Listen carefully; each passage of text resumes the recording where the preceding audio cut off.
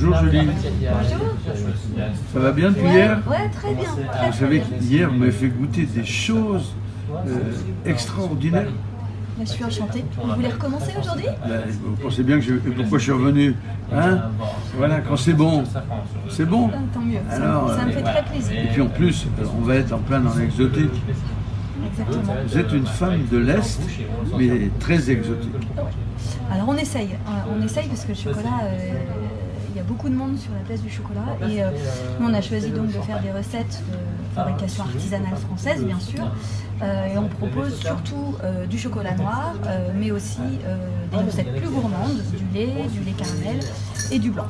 Donc au niveau des recettes de chocolat noir... Oui, alors je vais vous poser une question. Ouais, dites-moi. J'ai devant moi une affiche, mais on la fera tout à l'heure en gros plan, où il y a marqué 98, 80. Ça veut dire quoi ce pourcentage? C'est le pourcentage de cacao qu'on a dans nos recettes. Donc à 98%, ça veut dire qu'il y a 98% de cacao dans la recette et le reste c'est du sucre. C'est la signification. Donc on va de pourcentage très élevé, comme du 98, qui est pourtant fantastique. Mais là, je suis en rupture de stock, donc je ne pourrais pas vous les faire goûter aujourd'hui, je suis désolée.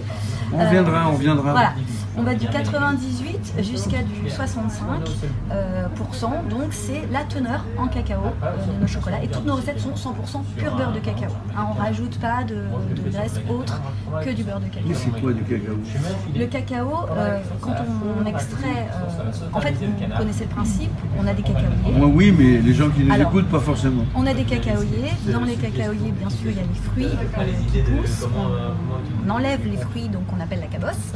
On l'enlève à la petite, avec un petit outil bien approprié pour ne pas blesser le fruit. C'est très important. Après, il y a toute une étape de tri et où on va faire d'abord sécher puis fermenter les fèves de la cabosse.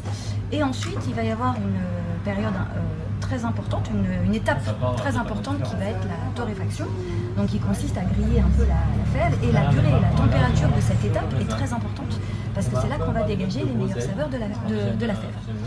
Ensuite, après cette étape-là, on va extraire dans la fève le beurre de cacao, du cacao maigre. Le cacao maigre, c'est le cacao foncé qu'on voit couleur chocolat en fait finalement, et le beurre de cacao c'est blanc. Et ces deux ingrédients vont nous permettre de faire toutes les recettes. Du chocolat blanc, ça vient de la cabosse, ça vient du cacaoyer parce qu'on utilise du beurre de cacao dans lequel on va mettre de la vanille, du sucre, du lait. Après, le cacao maigre, c'est là qu'on va doser. Et c'est là qu'on va doser dans nos différentes recettes la teneur en cacao. Et qui va faire qu'on a un 98% ou un 65%. Passionnant quand même. Et je vais vous poser une question. Comment vous êtes venu à ça? Parce que ça intéresse certainement des jeunes femmes, des jeunes hommes de s'intéresser au monde du cacao, au monde du chocolat, parce qu'il y a beaucoup de gourmands et de gourmets. Et vous, c'est par hasard ou c'est... C'est des opportunités, c'est plein de choses qui se sont passées dans ma vie. Donc déjà le chocolat, j'en mange depuis que je suis toute petite, mais c'est une vraie histoire. Parce que je voudrais que vous remarquiez une chose, c'est qu'elle mange du chocolat, elle est gourmet et gourmande de chocolat, mais regardez sa ligne, elle fait rêver. Comme le chocolat, ça ne fait pas grossir. C'est aussi une chance que j'ai, hein, je pense. Le chocolat, en tous les cas, ça ne fait pas grossir. Excusez-moi, je vous ai coupé. Donc, petite, je mangeais beaucoup de chocolat. Et mon plaisir, c'était de couper une tablette en petits morceaux et chaque petit morceau, de les recouper ensemble. Et ça me faisait une montagne de chocolat. Et je prenais petit carreau par petit carreau cette montagne de chocolat. Bref, juste pour vous dire que c'est une histoire très intime, le chocolat et moi, où j'ai toujours adoré, et ça allait du lait au blanc au noir, et déjà toute petite. Donc on pourrait dire que le chocolat c'est moi. Donc voilà, c'était dans notre temps. Toujours mais vous avez compris, c'est bien. J'ai bien compris. Donc passionné de chocolat, et puis on travaille avec un artisan chocolatier qui est torréfacteur et qui est basé donc en Alsace. On élabore avec lui toutes nos recettes et c'est une super aventure qui a commencé il y a 4 ans seulement. Donc, on peut savoir qu'on peut peu. Oui, bien sûr, c'est Jacques Bockel. Voilà. Jacques, si tu me regardes. Et il est où alors? À Saverne, en Alsace. Saverne, c'est... Et c'est la première chocolaterie de torréfaction qu'il y a en Alsace. Je vous ai coupé, continuez. Alors je sais plus ce que je disais, mais bon, c'est pas grave. Vous étiez toute petite. Voilà, ben voilà, donc j'ai toujours mangé énormément de chocolat, donc j'ai beaucoup de chance, effectivement, je le reconnais.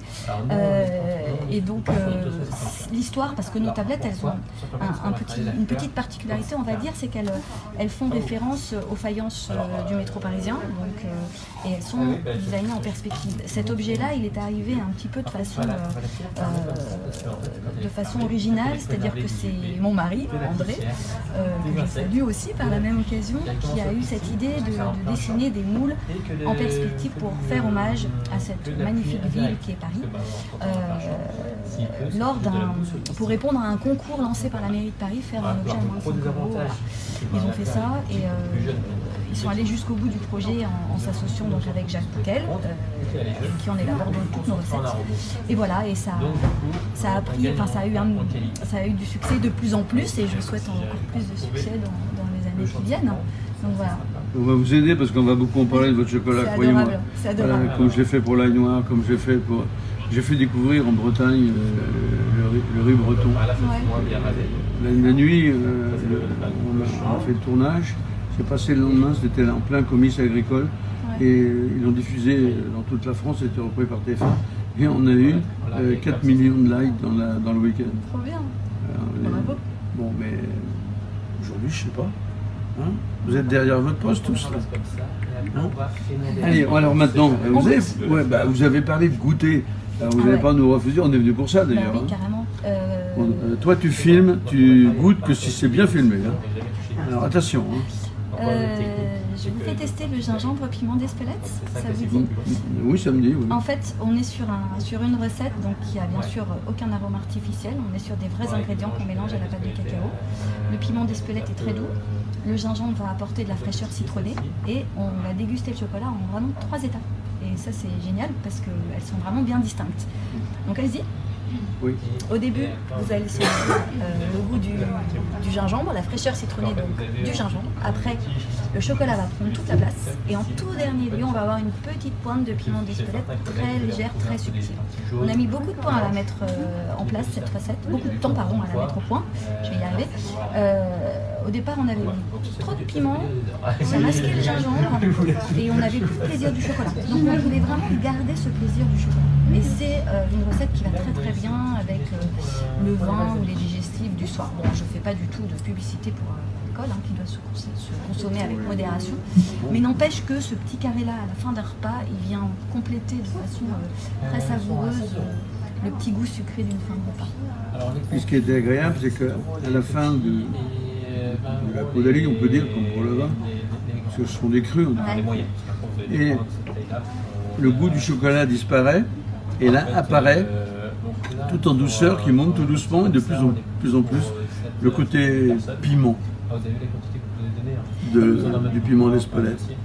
Pas du tout agressif, mais il vient comme une clé qui ferme la porte. Et on est très fiers, Jacques est le seul à faire cette recette.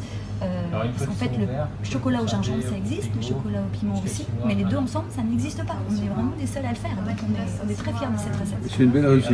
Merci. C'est une belle réussite. Alors, comme on n'est pas venu pour rien, je pense qu'on va en goûter un autre. Ouais. Alors, est-ce qu'on se dirige vers des recettes plus gourmandes ou vers des pures origines un petit peu corsées? Je voudrais vous faire goûter le Noir 71 pure origine Équateur. Donc là, on est sur une fève qu'on appelle la variété nationale et qui est cultivée qu'en forêt d'Équateur. Elle est très recherchée parce qu'elle a des saveurs florales, fruitées, avec une petite pointe d'acidité sur la fin. Donc toute la dégustation, elle se fait avec des vagues différentes et il est fantastique. Et il plaît beaucoup aux femmes. J'ai eu l'occasion de le voir quand je fais goûter, j'adore faire goûter en fait l'ensemble des recettes. Mesdames, vous qui m'écoutez, et vous savez que vous êtes plus de 88% de personnes, femmes, féminines, qui écoutez nos émissions. Alors ça c'est fait pour vous, regardez. Hein, et puis on vous mettra les coordonnées, puis on arrangera tout ça sur nos pages écrites. Eh bien vous pourrez nous retrouver et les retrouver mais je peux vous dire que je vais me faire plaisir. C'est une recette très subtile.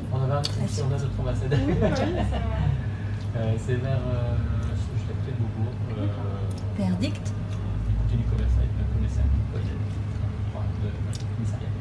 C'est bon. Merci. C'est bon. Merci, c'est gentil. En plus, le chocolat qu'on a mangé avant a nettoyé la bouche. Ça fait que la bouche est pure. Et là, on perçoit une espèce de douceur, cette espèce de caresse du palais. Ah, c'est ça, c'est une et caresse. qui se termine un peu plus fort. Ouais, c'est ça. Qui se termine un peu plus fort et qui, qu'on en a plein la bouche, mais c'est une caresse. Ouais, c'est exactement ça. C'est joli parce qu'on a qualifié toutes nos recettes.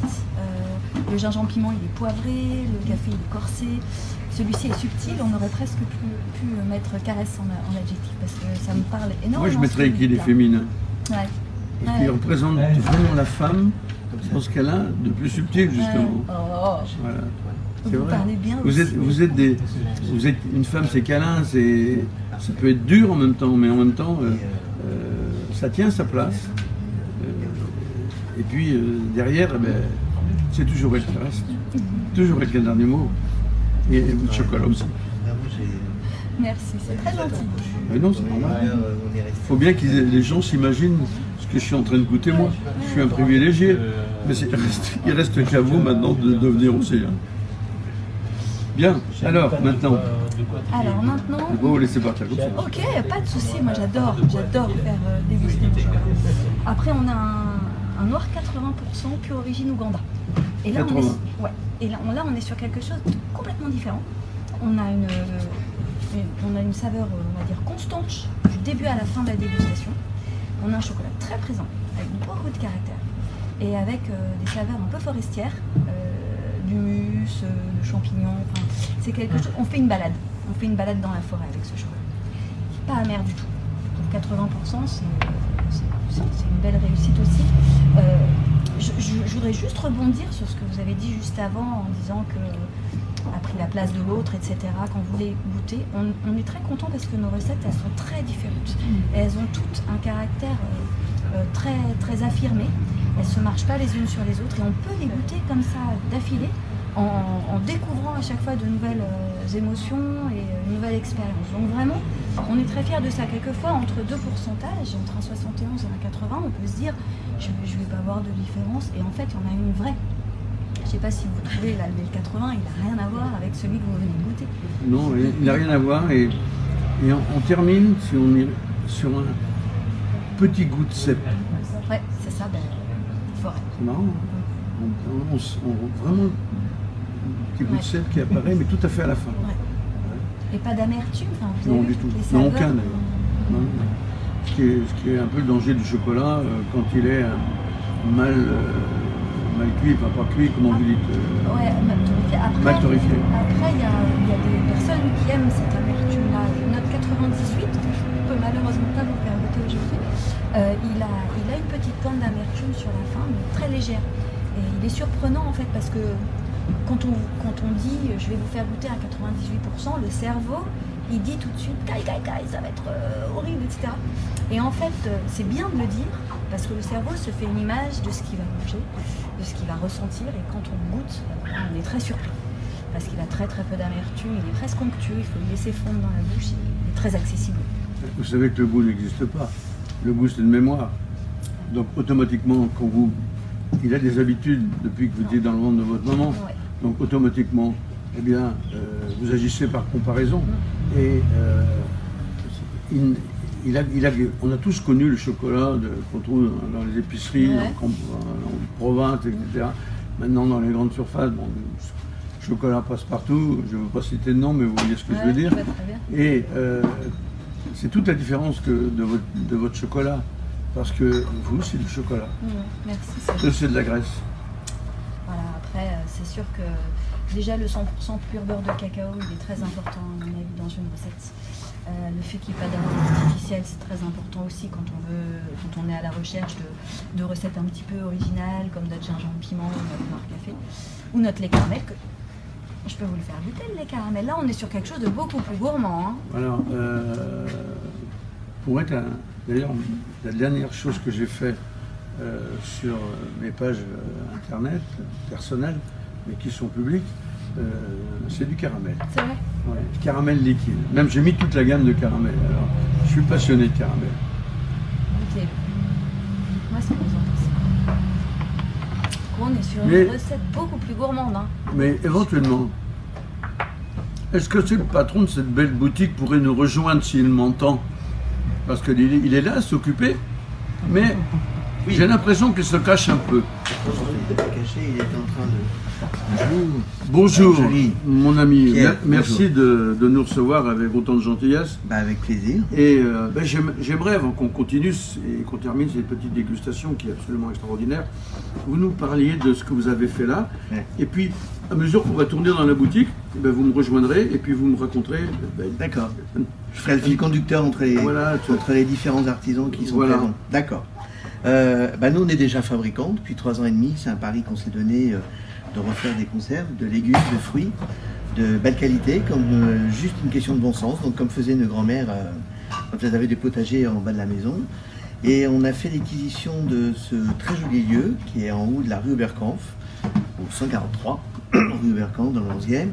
Et donc, avant de tout casser, de faire les travaux pendant tout l'été et réouvrir courant octobre, on s'est dit ce serait peut-être une bonne idée de faire découvrir aux gens du quartier et au-delà, dans Paris, ce lieu, nos produits, et surtout faire venir toute une série d'artisans, de producteurs qui ne font que du bon, dans tout domaine. Ça va de l'apiculteur au chocolatier, jus, fromager la semaine prochaine, enfin, mais il y a plein de choses magnifiques qui vont passer dans ce lieu. Au niveau où vous le faites, c'est plus des artisans, ce sont des artistes.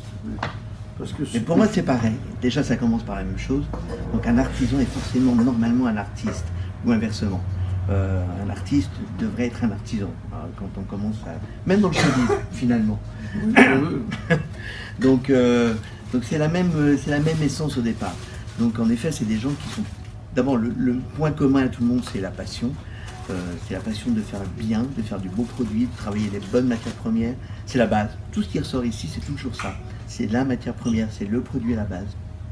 Vous découvrirez d'autres choses tout à l'heure. Et vous verrez, c'est vraiment l'essentiel, c'est le produit avant tout. Et le choix et la sélection des produits. Là, Julie est en train de parler de ces magnifiques tablettes de chocolat et des choix des produits qui sont faits. Et elle en parle de façon magnifique. C'est-à-dire qu'elle est au niveau du produit, il n'y a pas de problème. Voilà. Oui. Oui. Vous continuez? Non, je vous ai coupé, mais je sais c'est plus, pour mettre un peu d'animation. Bon, en tout cas, l'essentiel, c'est venir jusqu'au 30 juin ici, après, à partir d'octobre, dans un cadre très différent, évidemment, et c'est surtout venir découvrir régulièrement ces artisans qui font, dans tout domaine, encore une fois, que du beau, que du bon, du qualitatif,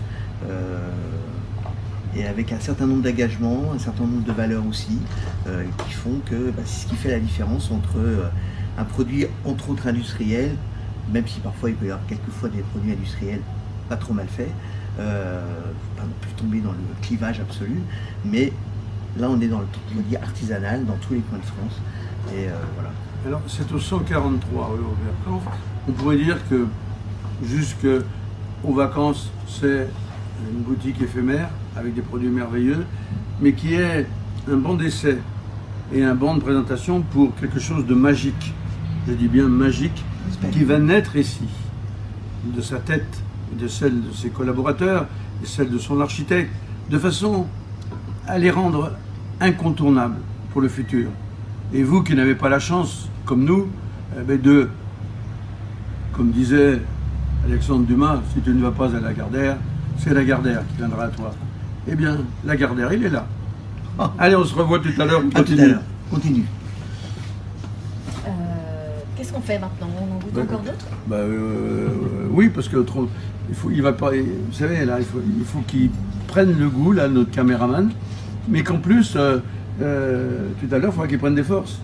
Alors, donc, mais il mangera du chocolat aussi. Voilà, mais il faut que je goûte avant, moi. D'accord. Bon. Comme ça, vous pourrez lui conseiller. Voilà. On va goûter un petit chocolat 65% pure origine Côte d'Ivoire. Donc là, on est sur des saveurs beaucoup plus rondes, un chocolat très fondant, très onctueux, qui reste très longtemps en bouche. Allez-y. Et on va dire, c'est un peu la base dans le sens où il est vraiment accessible à tous. Pour ceux qui... Il y a beaucoup de personnes qui étaient en tout cas chocolat au lait et qui veulent s'orienter vers le noir pour ses vertus, son côté moins sucré, etc.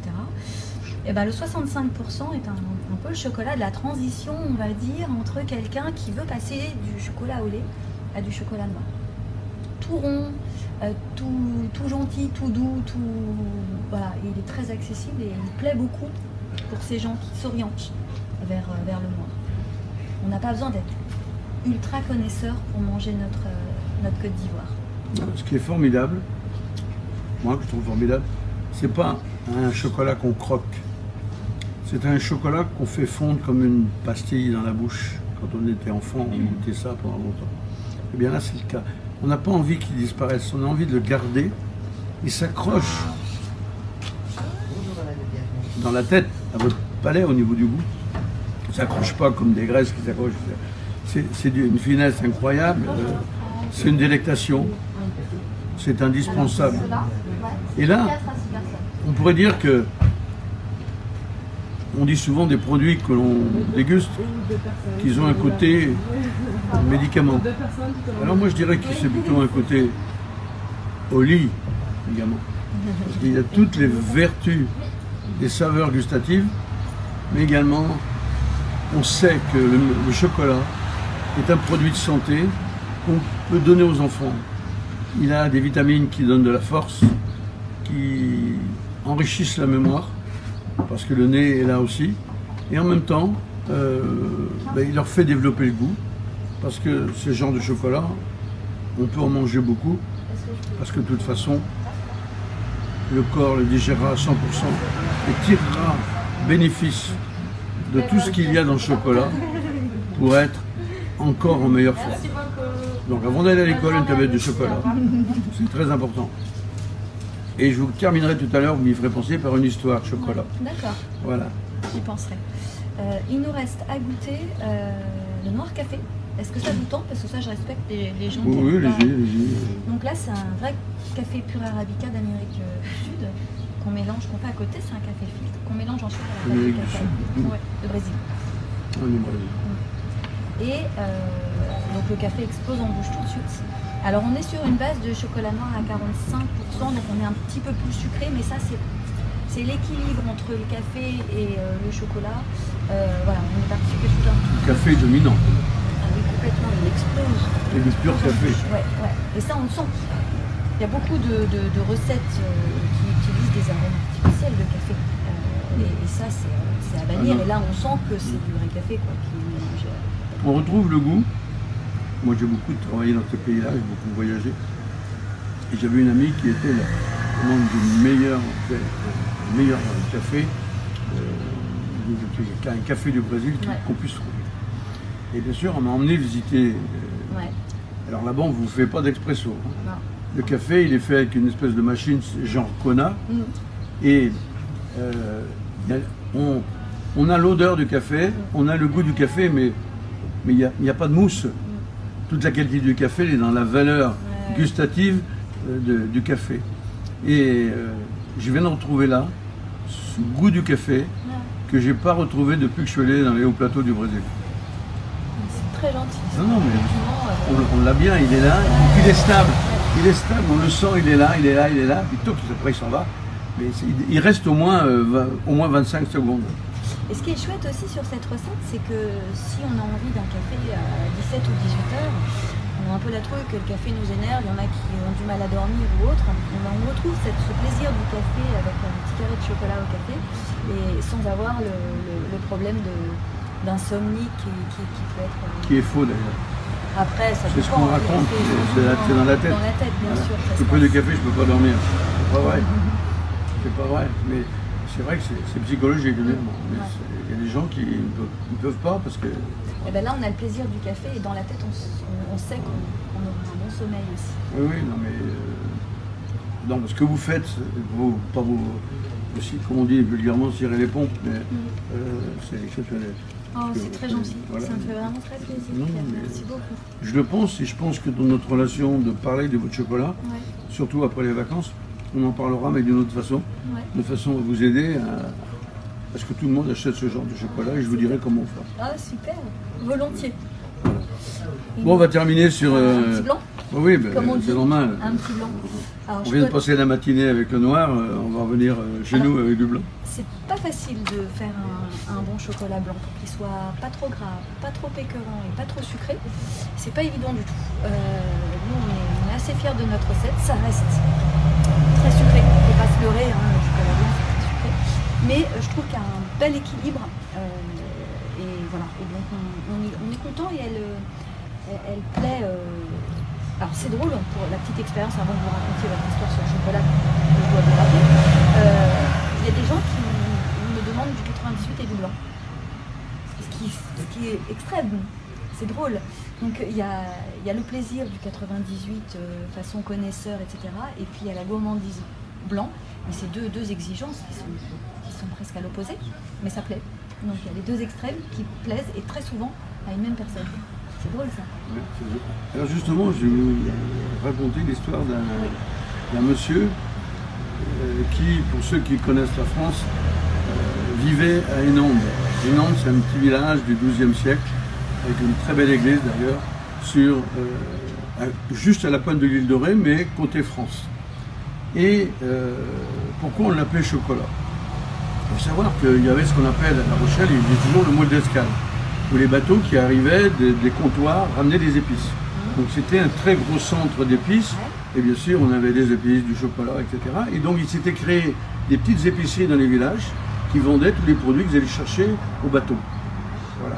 Et donc son grand-père, de ce monsieur, avait cette épicerie. Et le grand-père, c'est toujours un grand-père gâteau. Donc quand ce garçon qui avait 7-8 ans, eh bien, il allait encore à l'école. Avant d'aller à l'école, il passait au grand-père, il disait « Grand-père, donne-moi un peu de chocolat pour mes copains à la récréation ». Et donc, il avait toujours 4-5 tablettes de chocolat, à tel point que ses copains l'avaient surnommé Chocolat. Et ça lui est resté. Il a repris la suite, il a agrandi, il en a fait un grand restaurant qui s'appelle Chez Chocolat. Ouais. Et c'est l'inventeur, vu qu'il y avait plein d'épices, de la mouclade. Ce plat régional que beaucoup font maintenant, sans savoir ce qu'il y a dedans d'ailleurs, et il avait fait cette fameuse mouclade. Et cette mouclade, en réalité, ce sont des moules de la région, moules de charron, etc. en l'occurrence, qu'on fait ouvrir, on en enlève la coquille du dessus, on les met à plat et on fait une sauce à base de crème et d'épices qui normalement arrivaient de ces bateaux-là, voilà, et qu'il avait créé. Et bien sûr, ça s'est su, et les gens le week-end venaient, en semaine, on emmenait, les chefs d'entreprise emmenaient leurs clients, etc., etc. Et puis un jour, il y en a un qui a dit « Mais pourquoi tu ne nous ferais pas une mouclade de chocolat ?» Et il a trouvé un chocolat qui s'adaptait parfaitement. Alors là, en épices, il mettait, comme ce monsieur qui est derrière nous, des pistils de safran, etc. Et il avait rajouté, alors je ne pourrais pas vous dire quel chocolat il avait trouvé. Et moi j'avais 18 ans, je venais d'avoir mon permis. Et j'apprenais chez le Divellec à La Rochelle la cuisine. Et donc je venais chez lui. Et un jour il me dit « Goûte-moi ça ». Je lui dis « Tu crois pas que tu as mis un peu trop de chocolat ?» Ah, il me dit « C'était mon idée. On va en baisser un peu. » Alors il en fait d'un côté, il y avait moins de chocolat. Et c'était délicieux. Et c'était drôle parce qu'à l'époque, il avait une fille de mon âge, qui était devenue ma copine. Mais comme il était malin et qu'il manquait de personnel, eh bien, le week-end, il me disait « Si tu veux aller au cinéma avec ma fille, tu as intérêt à bien travailler le midi. » Et en définitive, il ne me payait pas, il m'utilisait, je passais mes week-ends à apprendre la cuisine avec lui. Donc c'est une belle histoire. Donc ce chocolat a marqué aussi ma jeunesse. Et la mouclade, si vous ne savez pas, vous pouvez goûter la mouclade et vous rajoutez une pointe de chocolat. Alors, il y a un chocolat qui aille avec le safran. Ouais. Alors, justement, puisqu'on en parle, alors vous mettriez quoi comme chocolat pour aller avec ce safran et la crème? Le safran et la crème, moi je mettrais bien, je pense à un 65 Côte d'Ivoire. 65 Côte d'Ivoire, ouais, pourquoi pas. Faut que ça soit rond, parce que la crème est ronde. Et puis surtout, je pense qu'il faut un chocolat assez roux aussi pour ne pas tuer le safran. Ah oui. Si on multiplie des saveurs complexes, on perd quelque chose à la fin, je pense, et on masque des choses. Donc si on veut mettre en avant le safran par exemple, il faut un chocolat plutôt rond, et ce chocolat viendra apporter quand même la petite pointe chocolatée qu'on attend. Et tiendra le goût du safran. Ouais, exactement. Eh bien écoutez, c'est bien tout ça. Je vous remercie. Alors vous allez nous rappeler qui vous êtes, le nom de la société, les coordonnées, le mail, le téléphone. Voilà. Et puis, mais je pense qu'on va se revoir. Ah, super. Merci Pierre en tout cas. Je vous en prie. Plaisir est pour moi. Donc je suis Julie, Julie Roquefont de la société Petit Carreau de Paris. Notre mail c'est bonjour@petitcarreaudeparis au pluriel en petit.com. On est basé à Paris dans le 14e, mais notre chocolaterie elle est à Saverne, donc en Alsace. Vous pouvez nous joindre sur le site www.petitcarreaudeparis.com où vous retrouverez nos recettes en vente en ligne et puis les contacts, le mail si vous avez besoin de nous écrire, les références, etc. Voilà, en espérant vous voir nombreux. D'accord.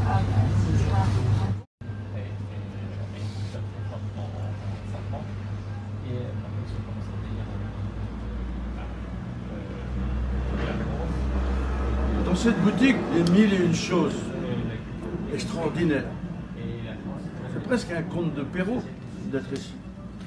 Notre ami va nous emmener dans un autre voyage. Un voyage du goût, un voyage un peu sucré, où une super belle jeune fille nous attend. Alors mon ami, où on en est? Bonjour. Eh oui. Alors là, on est parti on va aller vers Beauvais.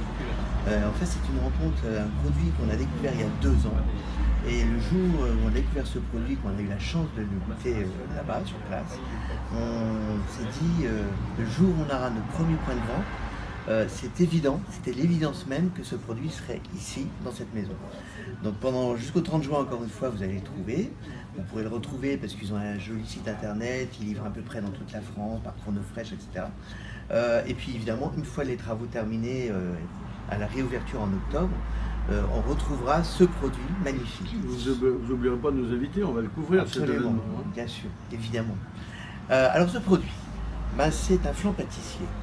Mais un flan pâtissier comme on en goûte et comme on n'en mange plus depuis honnêtement très longtemps. C'est un produit absolument fabuleux, très belle texture, très beau savoir-faire, un maître pâtissier qui depuis un certain nombre d'années maintenant travaille avec, encore une fois, toujours, c'est l'essentiel, une excellente matière première.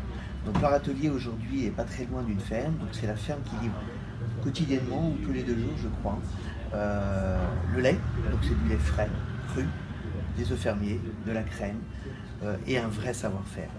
Et vraiment c'est à découvrir. Depuis qu'on a ouvert ce lieu depuis le 21 mai, c'est devenu une addiction dans le quartier et au-delà, parce qu'il y a même des gens du 16e et du 15e qui sont venus nous voir il y a quelques temps et qui prennent plaisir, mais vraiment à découvrir et à goûter et à partager ce très joli dessert. Voilà Pierre. Ben écoutez, moment de plaisir, c'est certain. On y va? Je peux. Ah mais oui. Je vais être gourmand avec vous. Hein. Ah ben attendez, allez-y. Non, non, allez-y Pierre. Je vais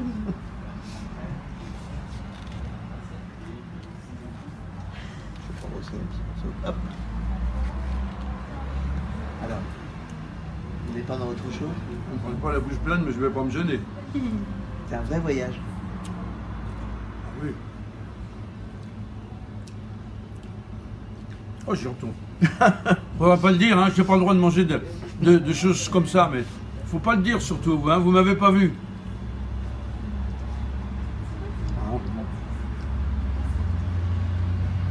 Tout, la texture, les saveurs, juste ce qu'il faut de vanille. En fait, la vanille est, je crois, Jeanne, uniquement dans la pâte. C'est un mélange encore de douceur, de subtilité, de clarté gustative, parce que les choses sont bien séparées, et en même temps, un mélange complet qui pète en bouche, comme on dit, ça part dans tous les sens, une explosion, en plus c'est très frais, donc c'est un régal. c'est un régal. Et c'est ici qu'on le trouve, et c'est pas ailleurs à Paris, hein. 143 rue Oberkampf, dans le 11e arrondissement. Ok.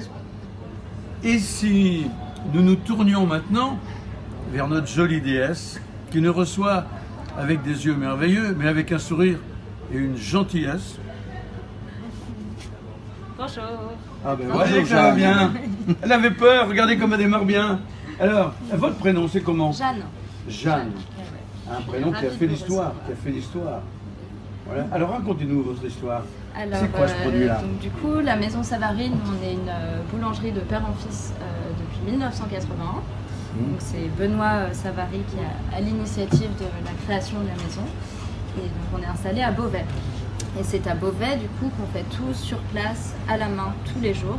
Notamment le flan qui est notre spécialité et qui a d'ailleurs été élu spécialité locale de la ville de Beauvais, donc par la maire de Beauvais en 2012, Madame Cailleul. Donc depuis c'est le flan beauvaisien. Voilà. Et donc on le cuisine sur place à partir uniquement de matières premières de producteurs locaux. Donc c'est tout en circuit court et c'est ces bons produits qui font la qualité de ce flan et qui font toute la différence avec la plupart des flans qu'on peut malheureusement goûter en boulangerie qui sont souvent pas du tout faits à la main de A à Z comme l'est ce fantastique flan. Déjà vous en parlez comme dans un livre, mais en plus je soupçonne que vous ayez des qualités de palais qui vont bien au-delà des choses. Parce que pour en parler comme ça, il faut l'avoir ressenti. Comme je disais tout à l'heure, le ressenti c'est une mémoire. Et cette mémoire que vos parents vous ont permis d'éduquer, je suppose, parce qu'eux-mêmes étaient des fins gourmets, voilà, et je ne vous connais pas, hein. Et donc vous avez hérité de ça. Et vous n'avez même pas besoin de parler parce que quand vous m'avez sorti ce produit tout à l'heure, vos yeux ont parlé pour vous. Parce que les gens qui aiment les choses, on a pu remarquer qu'ils avaient les yeux au moment où il est présenté qui brillaient de plaisir. Et c'est ce plaisir peut-être qui vous permet d'être aussi bonne vendeuse parce que vous passez cette espèce de mimétisme aux gens et puis c'est formidable parce que vous aimez ce que vous faites.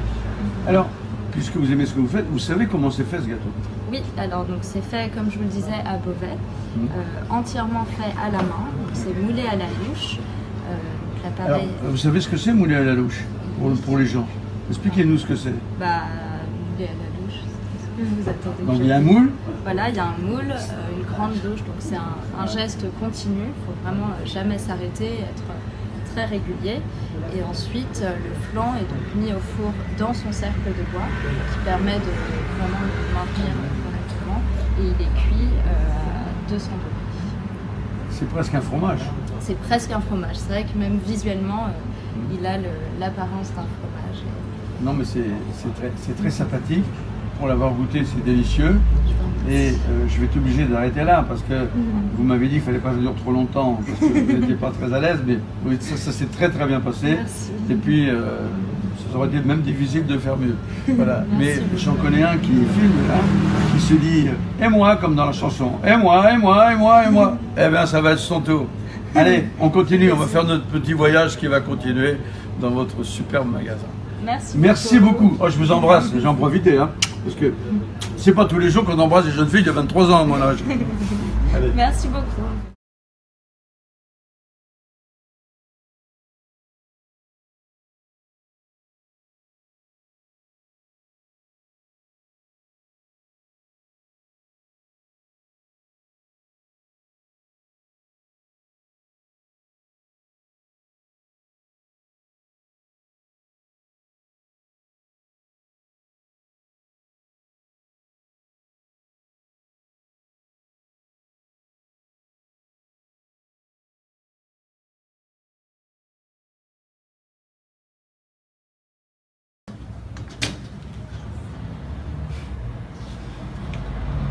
Bonjour. Eh bien, bonjour, rebonjour. Rebonjour Pierre. Alors, dans ce palais des 1001 produits... Petit palais.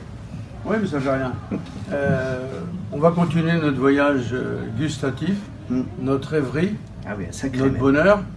Voilà, parce que dans le fond, c'est notre bonheur que nous retrouvons ici. Et notre ami qui nous a cordialement reçus et invité, eh bien, nous allons arriver dans un autre monde du goût qui s'exerce en plein milieu des volcans, je crois. Absolument. On va partir vers le centre, le massif, les volcans. Mais je ne savais pas que vous aviez un tapis volant. Là, partout. Et voilà. Depuis 3 ans et demi, c'est le gros tapis volant même. Alors, on vadrouille. Alors, nous sommes là maintenant. On va vous présenter un charmant jeune homme. Christopher. Voilà. Monsieur Christopher. Alors j'ai entendu parler tout à l'heure, je crois qu'il n'y a rien à lui apprendre. Alors, il a plein de choses à raconter, c'est un vrai passionné, déjà.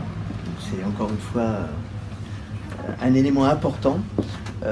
Et on va aller vers, en effet, donc on part vers le 63, au milieu des volcans. Et c'est un monsieur qui cultive et transforme le safran. Alors le safran, il y en a aujourd'hui dans beaucoup de coins de France. Il y a de tout. Des fois des très très bons, des fois un peu moins intéressants. Mais en tout cas, Christopher fait partie vraiment du dessus du panier, on peut le dire quand même. Vraiment, c'est un magnifique travail qu'il fait. Et je vais le laisser enchaîner parce que vraiment, on a affaire à quelqu'un qui va parler avec passion de ses produits et de ce qu'il en fait. Alors place aux safraniers. Absolument. Parce que c'est comme ça qu'on les appelle. Exactement. Voici notre ami. Et maintenant, la parole est à vous. Nous, on a fini de travailler. On vous laisse parler. Donc en fait, moi, je cultive le safran en Auvergne, donc dans le parc des volcans avec mon père. Donc on peut le voir ici, par exemple. Avec le parc des volcans, dans le parc des volcans avec le champ de safran et le puits de Dôme en fond. Donc on est à peu près à 800 mètres d'altitude. Et je ne vais pas vous couper, mais je vais vous dire qu'il y a quelques années, j'ai fait le puits de Dôme, qui est une route privée maintenant, et on est descendu, on s'est fait accompagner, et on est descendu avec en double truc, et ils nous ont descendu. J'ai eu la trouille de ma vie. Ah, ben, le chemin des muletiers ou On était tout à fait en haut, là où il y a le truc. La station météo. La station météo, voilà. Et où le dimanche, il y a plein de gens qui viennent me visiter, voir la vue, la magnifique vue. Et c'est pas moi qui avais la caméra, c'était un caméraman, parce que moi j'avais trop peur, j'étais incapable de le faire. Et donc il a filmé toute la descente, et tout ça durait à peu près 7-8 minutes. 8 minutes bien longues, a priori. Voilà. Donc votre coin, je le connais bien et il est très très beau. Excusez-moi de vous avoir. Oh, vous savez, c'est avec plaisir. Là. Et donc du coup, on travaille le safran de manière assez particulière. On va travailler d'abord le safran à fleur fermée.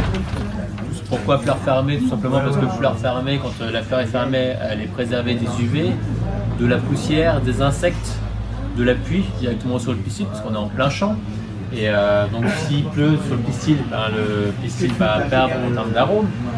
Et aussi, tout simplement, quand il pleut, ça peut projeter de la boue directement sur le pistil. Donc voilà, donc travailler la fleur fermée, donc voilà, et puis après on va travailler la pince à épiler et au ciseau, sans jamais toucher le pistil. Pourquoi? Encore une fois, tout simplement pour être sur le safran le plus pur possible. Jamais toucher le pistil, tout simplement parce que quand on va toucher le pistil, même si on a des gants, on va enlever des particules de safran, et donc votre safran va avoir moins de goût, tout simplement. Et ensuite en déshydrateur, et voilà.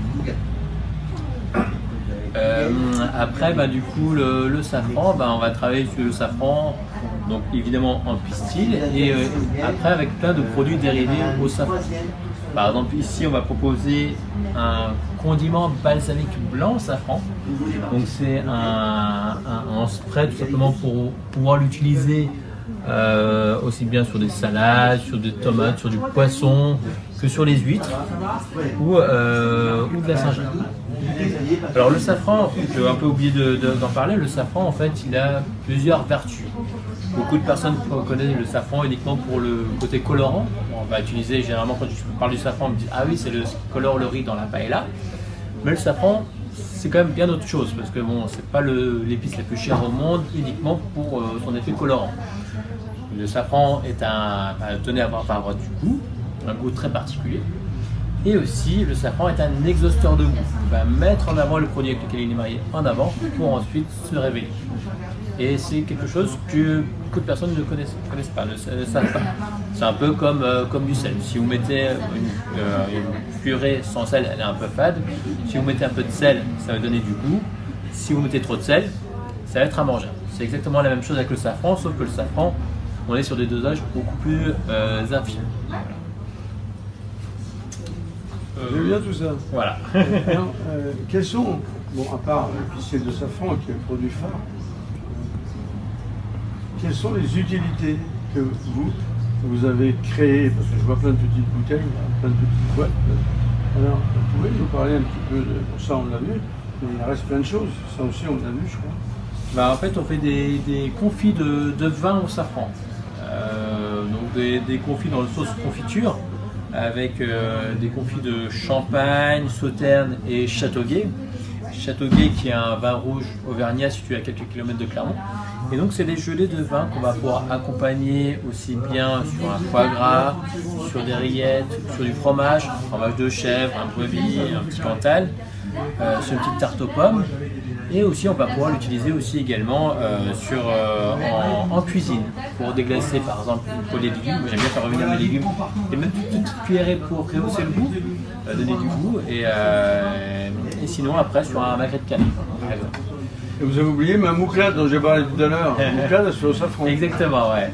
Donc le safran en fait, le safran peut vraiment s'utiliser de plusieurs manières, aussi bien en plat salé qu'en plat sucré. Généralement, plus on va en dehors du sud de la France, plus on ne sait pas utiliser le safran. Généralement au sud, on va l'utiliser pour les poissons, la bouillabaisse, la paella.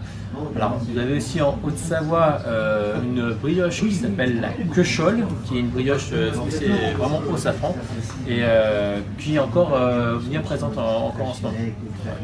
Moi, je vais vous en indiquer deux autres. Avec plaisir, parce que le baba au rhum au safran. Ouais. On va mettre beaucoup de rhum, on a la présence de safran. Il améliore très bien. Le Saint-Honoré au safran. Le Saint-Honoré au safran aussi. Et la crème chantilly au safran. C'est des produits qui se marient très bien et qui ont une tendance à être un peu fadasse. Donc on les monte en sucre. Avec le safran, c'est pas la peine. On a vraiment le goût qu'il faut, comme il faut. Ça donne une jolie couleur. Donc c'est parfait. Ouais, parce que c'est vrai que le safran se marie très bien avec tout ce qui est amer et acide. Par exemple, tout ce qui est agrumes, tout ce qui est chocolat, ça va vraiment le mettre en avant. Et c'est quelque chose qui fonctionne très très bien. Également les salades de fruits. Exactement. Ça marie très bien la salade de fruits. Ça change complètement le goût. Par exemple, on fait un sirop de sucre de canne au safran avec une macération de 2 mois minimum avant la commercialisation. C'est pour ça qu'on est sur une couleur qui est jaune. Beaucoup de personnes pensent que c'est de l'huile à cause de la couleur, mais c'est vraiment que du sirop de sucre de canne. Et là, sur les salades de fruits, ça c'est vraiment excellent. On va l'appeler la pyramide du goût. Exactement, ouais. Donc ouais, on fait, j'essaie de proposer des produits qui sortent un peu de l'ordinaire, pour pas forcément retrouver un peu partout ailleurs. Parce que il faut avoir le safran, c'est quelque chose qu'il faut découvrir. Et quoi de plus sympa de découvrir d'une autre manière avec des goûts différents, des goûts qu'on apprécie avec une évolution en bouche. Par exemple, sur le confit de champagne au safran, on va d'abord avoir l'acidulé du champagne. En deuxième note, on va avoir le goût du safran. Et en troisième note, le safran qui va faire son effet exhausteur de goût. Et on va avoir cette longueur en bouche du safran avec le champagne. Donc si vous le dégustez avec un foie gras, longueur en bouche du foie gras avec le champagne et le safran, on est plutôt pas mal. Une question toute personnelle. Vous avez dit, vous avez commencé par dire mon père et moi, nous avons fait ça. Qui a eu l'idée? Ah, c'est mon père. Mon père qui lui a découvert le safran bien avant moi. Parce que je n'étais pas né, tout simplement. En fait, mon père a découvert le véritable safran au Kurdistan quand il travaillait là-bas. Donc, il a découvert la fleur, vraiment ça. Parce qu'avant, il connaissait que la poudre que l'on trouve au supermarché.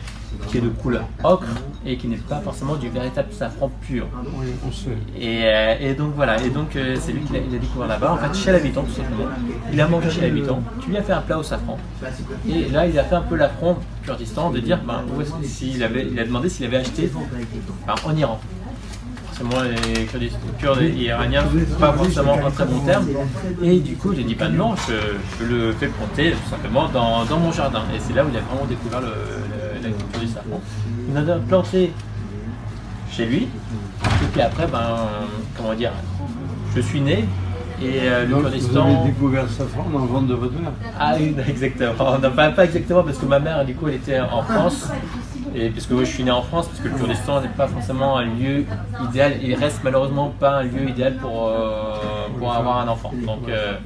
Donc mon père a quitté son travail, a découvert un autre job. On a un peu vadrouillé, on est parti en Angleterre pendant 5 ans, on est revenu. Et puis après en Auvergne, grâce ou à cause de Michelin. Et puis à ce moment-là, il a acheté une maison là-bas et il a commencé à replanter tout simplement pour lui avoir un petit jardin pour refaire tout simplement ses légumes. Ensuite, il a replanté un peu de safran pour lui. Et c'est comme ça que c'est revenu. Et en fait, il a donné aux amis, à la famille. Et les gens lui ont donné la bonne idée de faire ça en un peu plus grand. Donc du coup, depuis 2011-2012, mon père a lancé ça. Et puis moi, je l'ai rejoint il y a 2 ans et demi à peu près maintenant. Avant, je travaillais dans le web marketing à Paris. Changement de vie total. Ouais, je comprends mieux. Pourquoi vous avez autant de dîners, c'est bien. Non, mais je crois que ça va marcher, parce que ça doit marcher d'ailleurs, parce que vous faites un produit qui a l'air d'exception. Et les gens recherchent aussi. Ils recherchent un peu l'originalité, de nouvelles saveurs. Il a beaucoup, avec tout ce qui est crème. Tout ce qui est crème, fumée de poisson, etc. C'est vraiment magnifique. Et en plus de ça, vu qu'on travaille sur un safran de qualité, par exemple, moi j'ai un chef qui va utiliser mon safran pour faire un fumé de poisson, il va utiliser simplement 6 filaments pour 1 litre de fumée. Donc après, le secret du safran, c'est surtout la macération. Parce que le safran, il était totalement déshydraté pour qu'il puisse se conserver, pour pas qu'il pourrisse. Et donc du coup, si on le met directement comme ça dans le plat, il n'aura pas le temps de diffuser tout son parfum et donc vous allez entre guillemets le gâcher. Donc il faut vraiment le faire macérer. Plus on fait macérer le safran, moins on utilise de safran. Donc ce qui est plutôt bien parce qu'on va économiser le safran et donc économiser notre argent. Vous faites macérer dans quoi alors? Dans de l'eau, dans de la crème, dans du lait, en fonction de la recette qu'on va faire. À quelle température? Alors on peut le faire à la température ambiante. Par exemple sur les confits de vin, je fais macérer dans le vin. Cette macération dans le vin, je fais à température ambiante.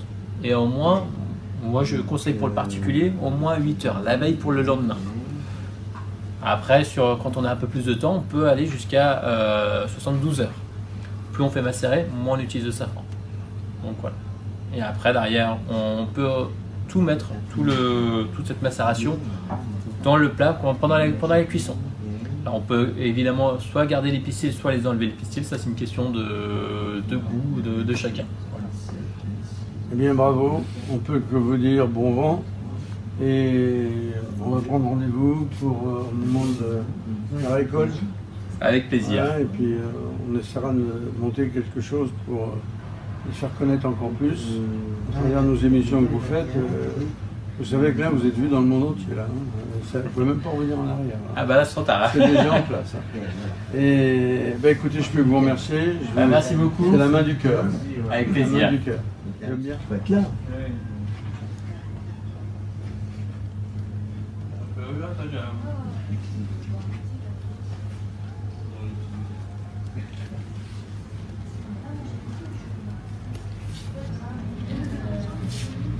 Eh bien voilà, nous y sommes. Nouveau voyage en tapis volant.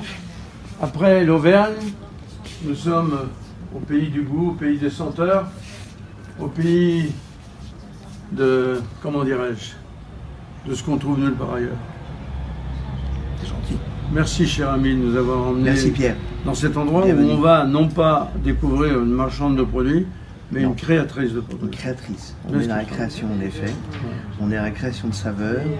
on a cette... vous savez, il y a des moments dans la vie, ou dans des moments de la journée, où on aime se poser. Et là, il y a une marque qui s'appelle l'Instant Botanique, et c'est exactement ça, on se pose. On prend le temps, et on va découvrir des très belles choses, aussi bien au niveau des infusions que des thés. Donc c'est un vrai beau travail. Elodie est là pour en parler. Elle va vous expliquer d'où ça vient, comment c'est fait, les assemblages, etc. Enfin, c'est encore un très beau produit. Voilà. Et encore de la passion, toujours et encore. Et c'est ce qu'on appelle en parfum le nez. Le nez, exactement. C'est un peu le même travail. Oui, mais dis-moi. Oui, Pierre. Je crois que... On a un nez déjà. Voilà, voilà. Tu as un Dame nature tu as un sacré nez. Hein. Voilà. Alors, ben, écoute, présente-nous cette dame. Absolument. Donc Elodie qui est là, derrière son stand et derrière tous ses produits. Tu as une partie peut-être. Une partie, absolument. Parce que tu n'es pas là. Et Elodie, on vous laisse présenter et parler de vos produits. Alors Elodie, comment vient une passion, cette passion-là qui est... Il faut quand même aller les chercher, les produits, il faut les connaître. Absolument. Et après, il faut savoir comment se mélanger. C'est pas par hasard. C'est pas par hasard, absolument. Moi, je suis passionnée par le thé depuis très longtemps. En fait, j'ai commencé d'abord par le thé, je suis venue après aux infusions de plantes, beaucoup plus récemment. Mais j'ai cette passion pour le thé depuis toute jeune, en fait. Depuis presque, je dirais, oui, enfant, adolescente, c'était quelque chose, le thé qu'on buvait en famille, à la maison, avec mes parents, qui étaient déjà des très grands amateurs de thé. Et en fait, j'ai mené une vie professionnelle qui n'était pas du tout dans ce secteur-là et j'ai eu très envie, moi je ne m'y retrouvais pas forcément en tant que cliente, notamment sur les thés parfumés qui sont vraiment une tradition, un savoir-faire des marques françaises, et je trouvais qu'on proposait des thés parfumés sur des thés de base qui n'étaient pas forcément de très belle qualité, on proposait des choses avec des arômes extrêmement artificiels, avec des goûts très complexes, assez outranciers, et au final on ne savait plus ce qu'on avait en bouche et finalement pas vraiment du thé. Et je trouvais dommage que vraiment ce beau savoir-faire français, on ne le retrouvait pas autant que j'aurais souhaité. Donc en fait, j'ai choisi de tout simplement de créer une nouvelle marque de thé française qui s'appelle Instant Botanique au pluriel. Et je propose, donc à ce jour, j'ai 20 références, 16 thés et 3 infusions de plantes, donc sans théine. Et nous avons donc une gamme de thés d'origine, ce qu'on appelle les thés d'origine, qui sont des thés qui sont non aromatisés, donc des thés verts de Chine, des thés noirs du Népal ou du Darjeeling, du thé du Japon également, du Genmaicha, mais nous proposons aussi une assez large gamme de thés parfumés sur des bases de thé vert, de thé noir, de thé bleu, qui sont les thés oolong avec une oxydation entre le thé vert et le thé noir. Mais on utilise évidemment, nous ne parfumons qu'à partir, enfin ce sont des parfums naturels exclusivement. Notre parti pris, c'est aussi que ce soit des thés qui soient assez subtilement parfumés, assez délicatement. Et on veut vraiment sentir en bouche le thé derrière, le parfum qu'on y ajoute. Voilà. Puis une question, bon, on entend en France parler du thé noir, du thé vert. Mais les gens, ils ne savent pas ce que c'est, ils ne savent pas la différence. Ils ne connaissent pas la différence. Ils ne savent pas même le lieu où c'est récolté. Donc en fait, on fait beaucoup de pédagogie. C'est vrai que c'est vraiment intéressant pour moi de rencontrer directement les clients et de pouvoir expliquer les choses. Le thé, en fait, c'est une plante qui s'appelle le Camellia sinensis. C'est vraiment à partir d'une seule et même plante qu'on produit ce thé avec cette telle diversité de couleurs. Et en fait, on est sur un produit qui est un produit de terroir, donc qui est produit en Inde, en Afrique de l'Ouest, en Chine, au Japon, en Corée, enfin sur de nombreux territoires.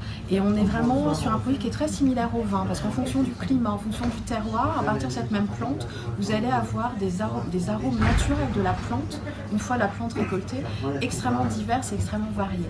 Et après, la différence de couleur, c'est tout simplement à partir du moment où la plante est récoltée, la manière dont elle va être façonnée à la main par les producteurs. Et en fait, c'est tout simplement une question d'oxydation. Pour avoir un thé vert, vous allez couper l'oxydation le plus rapidement possible avec différentes méthodes. Et puis, plus vous allez laisser oxyder à l'air et plus vous allez avoir un thé noir, tout simplement. Et c'est pour ça qu'on a voulu, nous, choisir aussi le nom de cette marque qui est Instant Botanique. Vraiment, le terme botanique nous tenait vraiment à cœur parce qu'on voulait vraiment rappeler que le thé, c'est une plante et ramener le thé dans l'univers vraiment de la botanique et de pouvoir donner ce type d'information aux personnes qu'on rencontre et aux amateurs de thé qui boivent régulièrement du thé. Les Français sont très consommateurs de thé mais ne connaissent pas forcément très bien d'où vient ce produit, de quelle manière il est cultivé, il est produit. Là, par exemple, pour des gens comme nous qui bougeons beaucoup, Oui. dans des journées très longues, comme beaucoup d'ailleurs. Oui. Moi j'adore le thé, vous me conseillerez quoi quand j'arrive chez moi pour me détendre, avoir mon instant botanique? Alors justement, c'est des instants au pluriel, on est vraiment sur ça. C'est-à-dire que le thé, comme les infusions, c'est vraiment comme, on l'expliquait tout à l'heure en introduction, pour nous c'est vraiment des moments particuliers, privilégiés, qu'on s'accorde pour faire une pause, seul ou à plusieurs. Enfin, c'est vraiment quelque chose, il y a un moment où on arrête le temps et en général on s'intéresse aussi à quelque chose d'assez esthétique autour de la céramique, de sa tasse favorite, de la théière, etc. C'est un peu cérémonial quand même à notre niveau. On n'est pas forcément sur des cérémonies comme au Japon, etc. Mais du coup, donc vous avez vraiment des types de thé extrêmement différents en fonction de votre état d'esprit, votre besoin du moment, de la saison, de votre humeur. Donc ça dépend. Si vous voulez vous détendre, moi je vous conseillerais par exemple un thé vert Longji, un puits du dragon de Chine qui a des arômes extrêmement doux et délicats et qui vraiment permet de profiter de ce moment et de profiter pleinement à la fois du goût et du parfum de ce thé qui est un thé d'origine, donc non aromatisé, qui par exemple, on le fait de plus en plus maintenant en France, on parle de la cuisine au thé, mais on parle aussi de l'association mets et thé. Donc par exemple, le Longji est un thé qui est absolument délicieux avec du fromage en apéritif. Donc il y a des pintade. Voilà, par exemple. Oui, tout à fait. Et j'ai proposé ensuite, on a décidé également de proposer des infusions de plantes. Donc là, vous êtes sur des choses qui sont sans théine. Et pour ça, on s'est associé avec un partenaire qui est herboriste, qui est en Corrèze, et qui nous propose, par rapport à ce qu'on souhaite, par rapport aux bienfaits de ces infusions, de ces tisanes, on en a une tonifiante, une apaisante, une relaxante. Il nous propose des compositions de plantes, de fleurs et de fruits. Vous n'avez aucun ajout d'arôme, on est vraiment, comme vous pouvez le voir, sur les échantillons qu'on vous propose, sur des vrais morceaux de plantes, sur des vrais pétales de fleurs, parce que ça participe vraiment déjà quand on ouvre la boîte, quand on voit voilà, ce bouquet, et quand on sent, ça participe vraiment déjà à la détente, à la relaxation. Et ensuite, avec cette personne, on retravaille vraiment la recette pour arriver à avoir quelque chose de très équilibré et de très doux en bouche. Voilà. Eh bien, écoutez ce que vous faites, moi je peux vous dire bravo. La fois, je viens de vous faire en direct cette proposition. Mais parce que vous êtes une révélancienne, vous êtes parti de rien, uniquement avec ce que vous nous en montrez auparavant, et vous êtes élevé par vos propres qualités, et vous avez une passion, vous l'assumez complètement, et surtout vous vous faites passer cette passion. Si on n'était pas à la caméra, on resterait des heures à vous écouter. C'est important de transmettre, absolument. Et je vous reverrai, mais vous verrez comment on va pouvoir faire parler de vous voilà, parmi nos gens, etc. Parce que vos produits sont exceptionnels. Je peux vous dire que même au nez, on rêve déjà de partir là-bas.